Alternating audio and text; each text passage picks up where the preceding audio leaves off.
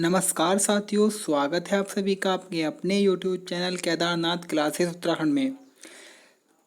साथियों, आज हमारा अगला पार्ट होगा जो हम उत्तराखंड के इतिहास को चला रहे हैं। कल मैंने आपको परिचय बताया है कि उत्तराखंड में हमें क्या क्या पढ़ना है, तो उसके बाद में हम आज स्टार्ट कर रहे हैं कि हमें सबसे पहले क्या पढ़ना है, किस प्रकार से पढ़ना है। तो आप नोट्स बना के चलें, अच्छे तरीके से नोट्स बनाएं जिससे कि आपको अच्छे से याद हो। और जैसे ही हमारे टॉपिक कंप्लीट होगा हम उसका टेस्ट लेंगे, इसलिए आप हमारे टेलीग्राम और व्हाट्सएप ग्रुप से जुड़ जाइएगा जिन्होंने भी पेड कोर्स लिया है। वैसे तो मैंने खुद भी जोड़ रखा है, पर आप टेलीग्राम पे भी जुड़े, जिसका लिंक मैं आपको डिस्क्रिप्शन में दूंगा। वहाँ पर हम क्विज कराएंगे, जैसे आपका टॉपिक क्लियर हुआ उसका टेस्ट कराया, और मैं पीडीएफ भी आपको वहाँ पर देता रहूँगा। और उम्मीद करता हूँ कि जब तक हमारा एग्ज़ाम आएगा 746 वैकेंसी का, तब तक हम सिलेबस कंप्लीट कर लेंगे और काफ़ी हद तक मैं आपको बहुत सारा सिलेबस बढ़िया करके करा दूंगा जो एग्ज़ाम में आने वाला है। तो चलिए हम शुरुआत करते हैं आज की क्लास की, जो कि हमारी सेकंड क्लास है। इससे पहले हम फर्स्ट क्लास लाए थे और उसको देखने के बाद बहुत अच्छा रिस्पॉन्स आया स्टूडेंट्स का। काफ़ी लोगों ने और भी पेड कोर्स ज्वाइन किया हमारा और कमेंट्स भी किए। तो आज की जो वीडियो है, पहले मैं आपको पहले पार्ट को हल्का सा दिखा दूं, उसके बाद ही इस वीडियो को मैं शुरू करूंगा। तो हमने कल ये चीज़ें पढ़ी थी, आपके सामने हैं, इन चीज़ों को पढ़ा था कि उत्तराखंड के इतिहास को हमने 3 भागों में बांटा है: प्रागैतिहासिक काल, आदि ऐतिहासिक काल और ऐतिहासिक काल। जो हम पढ़ने वाले हैं तो वो हमारा प्रागैतिहासिक काल है, जिसके अंतर्गत हम प्रमुख गुफा शैल चित्रों को और इस समय जो पुरा प्रजातियाँ थी कोल, क्रात, खस, उनको हम इस वीडियो में या इस टॉपिक के अंतर्गत हम पढ़ने वाले हैं। अगर किसी ने पहली वीडियो नहीं देखी हो तो उसका लिंक मैं आपको डिस्क्रिप्शन में दूंगा, उसे आप देखना, उसके बाद ही इसको आपको स्टार्ट करना है। चलिए हम स्टार्ट करते हैं। सबसे पहले उत्तराखंड का प्रागैतिहासिक काल के बारे में। तो पहले मैं आपको समझा दूं कि प्रागैतिहासिक काल क्या है। लिखा हुआ तो है, उस लिखे हुए को तो मैंने इसलिए लिखा है कि जिससे मैं आपको पीडीएफ दूं और आप उसे बाद में भी समझ सकें। तो प्रागैतिहासिक काल क्या है, तो मैं इस कालखंड को कह दूं तो इसे पाषाण काल भी कहा जाता है, अर्थात पत्थर का काल भी इसे कहा जाता है। और जो प्रागैतिहासिक काल के मनुष्य थे वो एक प्रकार से आदि मानव का जीवन व्यतीत करते थे, या मैं ये कह सकता हूँ कि आदि मानव व्यक्ति किस काल में रहते थे, प्रागैतिहासिक काल में। तो इस काल में ना उन्हें हमारा शिक्षा की जानकारी थी और कृषि था, लेकिन इतना जानकारी नहीं थी कृषि की, व्यापार तो था ही नहीं। उनका सिर्फ क्या था, हमारे जंगल वनों में या आपके गुफाओं में रहना उनका मुख्य कार्य था, और वो शिकार खेल के और उसको मांस को खा के ही अपना जीवन व्यतीत करते थे। इसलिए ये पूर्ण रूप से आदि मानव ही माने जाते थे। आदि मानव का काल ही इस काल को कहा गया। और इस ऐतिहासिक काल को हम उत्तराखंड में जानने के स्रोत क्या है, वो ऐसे कौन से स्रोत हैं जिनसे हम उत्तराखंड के इतिहास में प्रागैतिहासिक काल की जानकारी प्राप्त कर सकते हैं। तो वे कौन से हैं, वे आपके हैं, पहले आप इसे स्क्रीनशॉट ले लें और इसे आप खुद भी बाद में पढ़ सकते हैं। जो मैंने आपको सेम बोला है वही यहाँ पे लिखा हुआ भी है, तो उसे आप स्क्रीनशॉट ले लें और बाद में समझ लें। तो इसमें हमें जो प्राप्त हुए हैं, क्या क्या चीज़ें हमें मिली है, या इस प्रागैतिहासिक काल को जानने के उत्तराखंड में स्रोत क्या क्या हैं, तो भी आपके सामने है। सबसे पहले गुफा शैल चित्र। इस काल में गुफाएं मिली है, उसके अंदर शैल चित्र अर्थात शैल होता, बोलते हैं पत्थर का पर्यायवाची होता शैल, और चित्र जो चित्र अंकित करते हैं, अर्थात इस काल में पत्थरों के ऊपर चित्र अंकित किए गए थे जिनसे जानकारी इस काल की मिली। उसके बाद में यहाँ से कुछ कंकाल मिले और कुछ मृदभांड। मृदभांड मतलब मृद बोलते हैं मृदा को, और भांड मतलब बर्तन, अर्थात इनके समय में कुछ मिट्टी के बर्तन इस टाइप के मिले हैं जिनसे जानकारी मिलती है कि हाँ इस समय के व्यक्ति ये कार्य करते थे और इस प्रकार से ये जीवन व्यतीत करते थे। इस टॉपिक के जो मुख्य बिंदु है वो भी आपको कराऊंगा। उसके बाद में पुरातत्व की हम बात कर ले तो ये क्वेश्चन मैंने कल भी बताया है कि उत्तराखंड पुरातत्व का जनक हेनबुड़ को कहा जाता है, और भारत के पुरातत्व का जनक आपके अलेक्जेंडर कनिंघम को कहा जाता है। तो इतना पॉइंट ये क्लियर है कि हम यहाँ से देख सकते हैं कि प्रागैतिहासिक काल को जानने के मुख्य स्रोत क्या है? गुफा शैलचित्र, कंकाल एवं मृदभांड। अब इस वीडियो में हम अगले जो टॉपिक पढ़ने वाले हैं वो हमारा गुफा शैलचित्र का टॉपिक है, जो कि उत्तराखंड में 10 से 15 इस प्रकार के गुफाएं या कुछ ऐसे स्थान मिले हैं जहां पर इन आदिवासियों का निवास था। उनके कुछ मुख्य बिंदु है, पॉइंट है जो एग्जाम में आए हैं और आने की संभावना है, उन सबको क्लियर कराऊंगा। तो हम बात करते हैं सबसे पहले प्रमुख गुफा एवं शैलचित्रों की।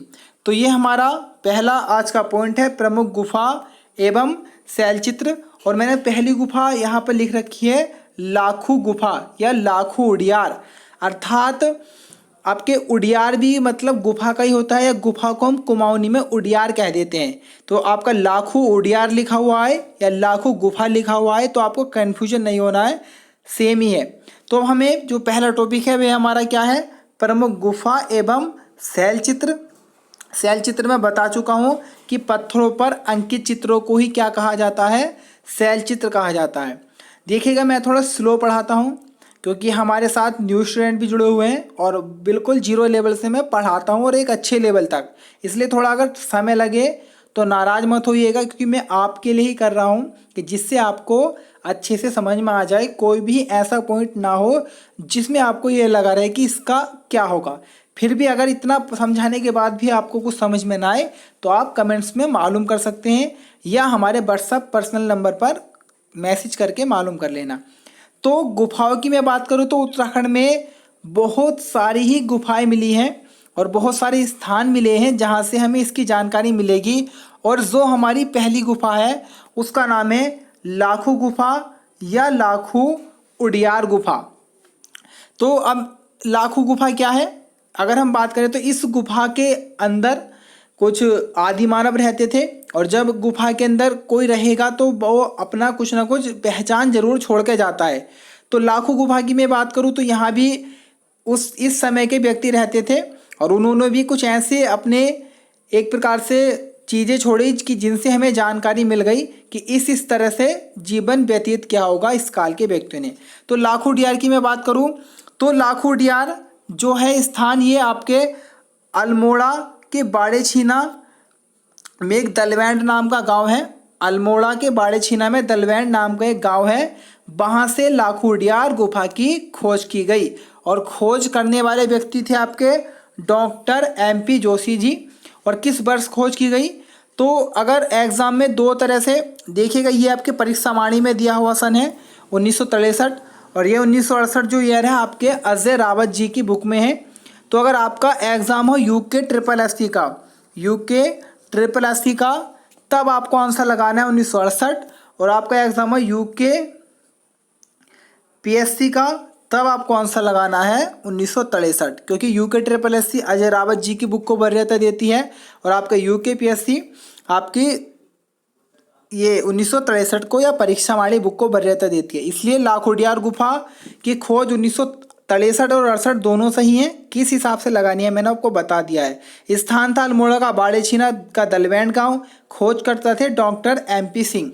उसके बाद में यहाँ से जो मुख्य बिंदु बनेंगे वो बिंदु ये है कि ये आपका जो स्थान है सुयाल नदी के तट पर स्थित है। और ये इंपॉर्टेंट क्वेश्चन है क्योंकि उत्तराखंड के हाई कोर्ट के पेपर में ये वाला पॉइंट आया हुआ है कि लाखू गुफा किस नदी के किनारे थी? सुयाल नदी के किनारे थी। उसके बाद में जो अगला पॉइंट आगा हमारा इस गुफा का, तो वो है इसके दाएं तट पर एक शिलाशय प्राप्त हुआ है जो कि नागफनी के आकार का है, और इससे पहले नागफनी के आकार का है। और यहाँ से प्राप्त शैलाश्रों की जो मुख्य विशेषता है, अर्थात मैं ये कह दूँ कि यहाँ से जो शैल चित्र आपके प्राप्त हुए हैं उनकी मुख्य विशेषताएं क्या रही हैं?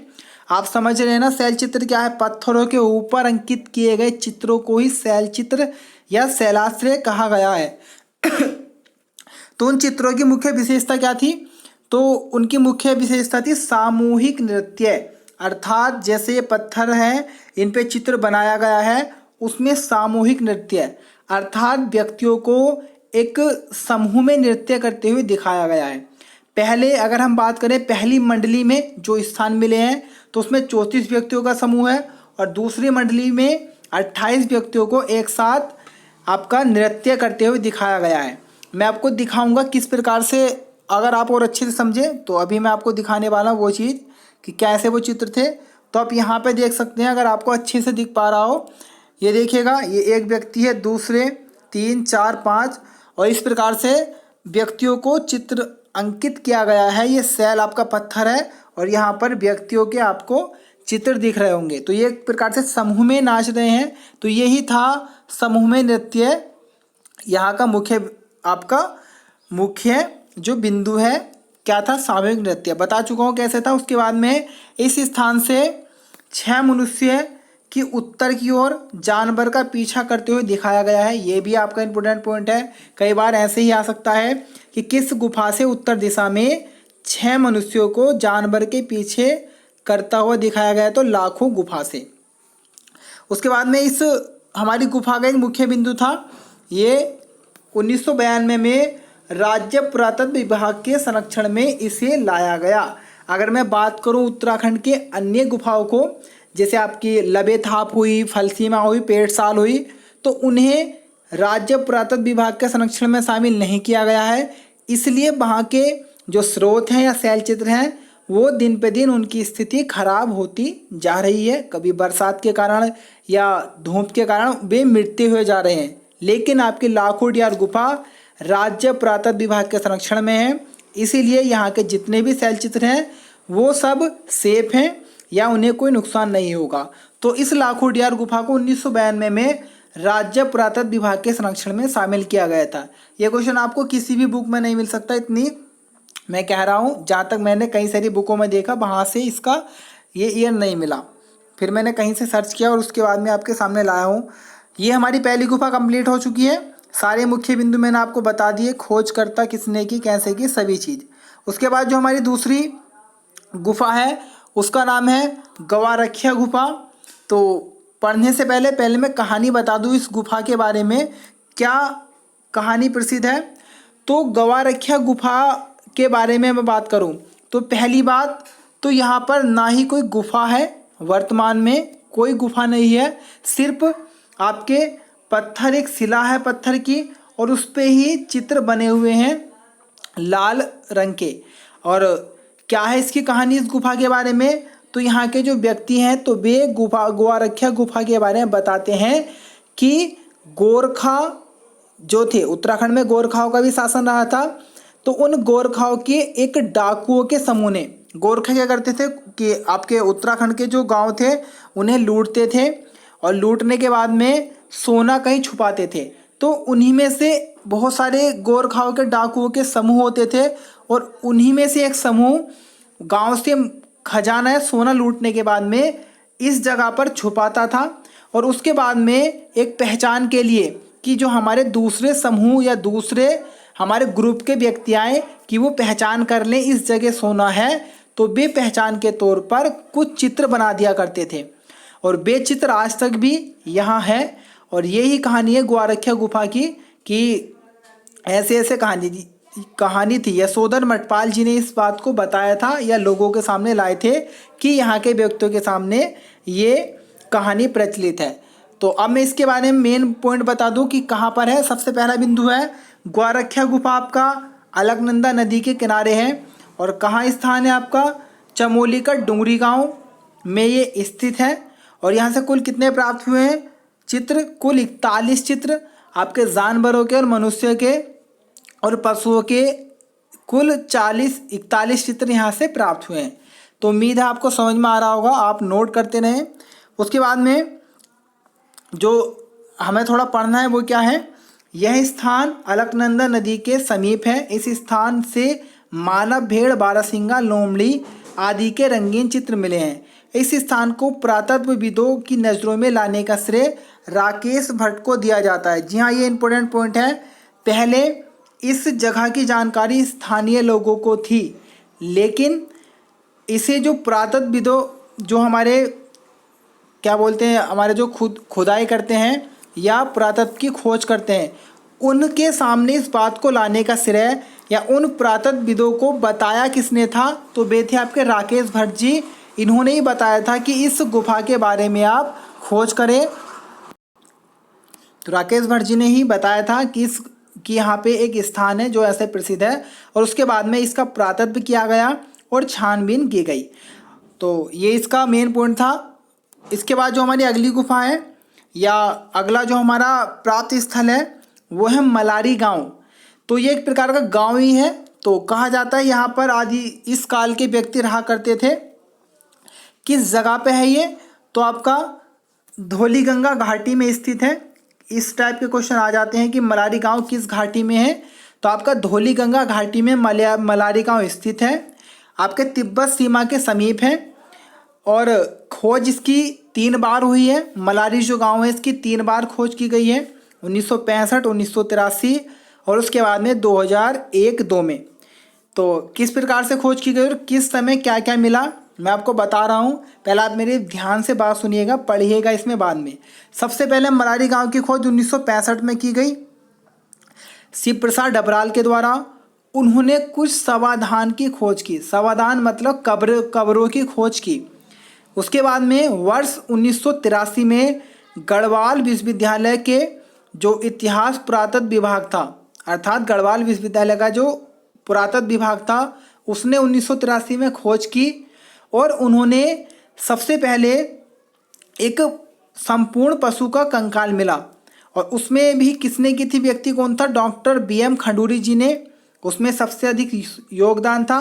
और उन्होंने सर्वेक्षण किया और समाधान की जब खोज की तो उन्हें संपूर्ण एक जानवर का कंकाल मिला, जिसे वर्तमान में हिमालय वृषभ के नाम से जाना गया है। कि वो हिमालय वृषभ होगा, ऐसा कयास या ऐसा आइडिया अब लगाया जाता है। तो उसके बाद में साथ में लोह उपकरण भी मिले थे। उसके बाद में जो तीसरी खोज हुई और जो सबसे मुख्य है, इम्पोर्टेंट है, वो आपकी वर्ष 2001 और 2002 में की गई थी। और वो भी किसने की थी? गढ़वाल विश्वविद्यालय के इतिहास पुरातत्व विभाग ने। यहाँ से क्या मिला? सबसे पहले संपूर्ण मानव कंकाल मिला। इससे पहले पशु का कंकाल मिला था, लेकिन इस खोज में आपको क्या मिला? पूरा मानव एक कंकाल। उसके साथ ही उसकी कब्र में बताया गया है कि जैसे कब्र के अंदर कंकाल था, उसके ऊपर 5.2 kg का सोने का मुखावरण था, अर्थात सोने का मुखौटा भी था। साथ में उसके मिट्टी के बर्तन रखे हुए थे और कांसे का कटोरा भी था। तो तीसरी खोज में आपके मलारी गांव के ये मुख्य बिंदु मिले। सबसे पहले संपूर्ण मानव कंकाल और उसके बाद में 5.2 kg का सोने का मुखावरण, मिट्टी के बर्तन और कांसे का कटोरा। तो इस प्रकार से सबसे जो मुख्य या महत्वपूर्ण खोज मानी गई मलारी गांव की, वो आपकी तीसरी खोज मानी गई। पहली खोज में नॉर्मल से समाधान मिले।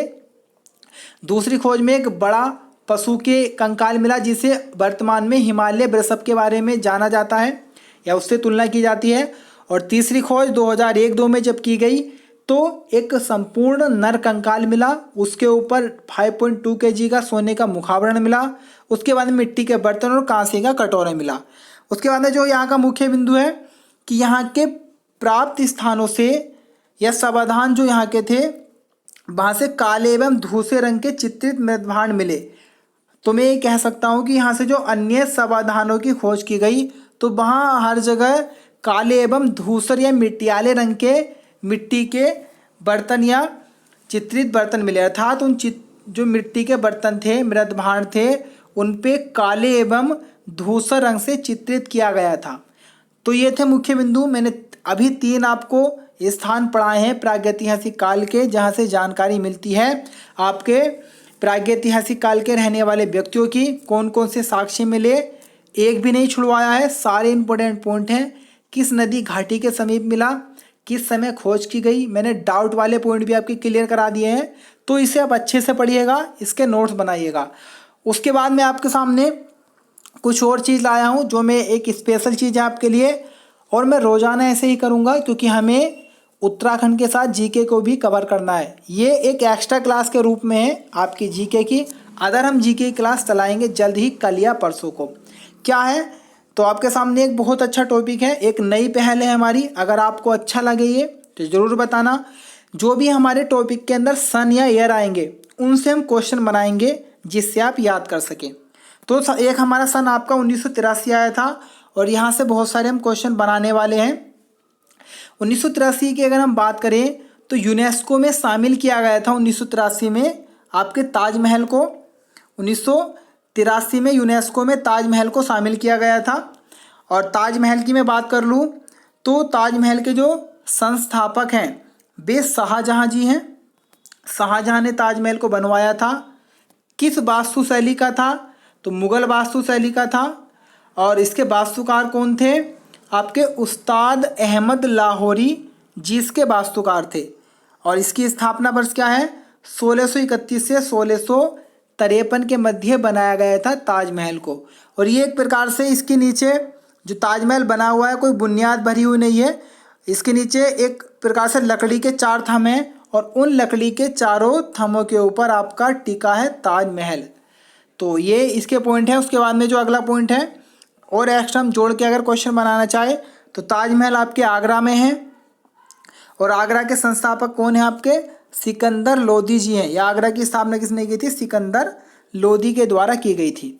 यूनेस्को से हम पॉइंट बनाए तो यूनेस्को की स्थापना 16 नवंबर 1945 को की गई थी। तो ये था हमारा 1983 से। एक पॉइंट और बनना है, साइड में लिख कर रखा है मैंने कि क्रिकेट वर्ल्ड कप भी भारत ने पहली बार कब जीता था? 1983 में ही जीता था। उसके बाद में एक हमारा सन आया 1963। यहाँ से क्वेश्चन बनेगा कि भारत का राष्ट्रीय पक्षी जो मोर है उसे राष्ट्रीय पक्षी कब बनाया गया? तो 1963 26 जनवरी 1963 को मोर को भारत का राष्ट्रीय पक्षी बनाया गया।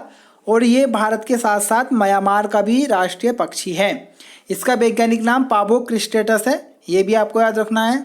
उसके बाद में 1992 से जो पॉइंट बनेंगे वे हैं कि 1992 में 73वां संविधान संशोधन पेश किया गया था कि पंचायत जो आपकी पंचायतें होती हैं कि उन्हें पंचायतों को संवैधानिक दर्जा दिया जाए। ये संविधान संशोधन पेश कब हुआ था? आपके संसद में 1992 में। और किस क्रम का संविधान संशोधन था? 73वां। उसके बाद में 1993 24 अप्रैल 1993 को इसे लागू कर दिया गया। और इसी कारण हम 24 अप्रैल को पंचायती राज दिवस मनाते हैं। क्लियर है? 1992 में ही आपके राजीव गांधी खेल रत्न अवार्ड चले थे जो खेलों के क्षेत्र में सर्वश्रेष्ठ अवार्ड हैं। इन खेलों में कुल 7.5 लाख रुपए धनराशि दी जाती है। यहाँ पे कभी कभी 1991-92 में यह लिखा हुआ आता है, इसे आप देख लें। 7.5 लाख धनराशि है। पहला राजीव गांधी खेल रत्न अवार्ड किसे मिला? तो आपके विश्वनाथन आनंद जी को पहला राजीव गांधी खेल रत्न अवार्ड दिया गया था। उसके बाद में वर्ष 2019 में किसे दिया गया? तो आपके कुश्ती के बजरंग पूनिया जी और आपके दीपा मलिक जो कि आपके पैरा ओलंपिक में भी इन्होंने भाग लिया था, या ये एक प्रकार से दिव्यांग खिलाड़ी हैं। तो इन दोनों को 2019 का राजीव गांधी खेल रत्न अवार्ड दिया गया। तो आज के लिए इतने ही, थोड़ा आज कम मटेरियल है, कल से और अच्छा बढ़ाऊँगा। और आपको कैसी वीडियो लगी एक बार कमेंट्स में ज़रूर बताइएगा। और अपने साथियों से कहें कि हमारे साथ जुड़ें और अच्छे से। और आज के लिए इतना ही, मिलता हूँ अगली वीडियो में। धन्यवाद।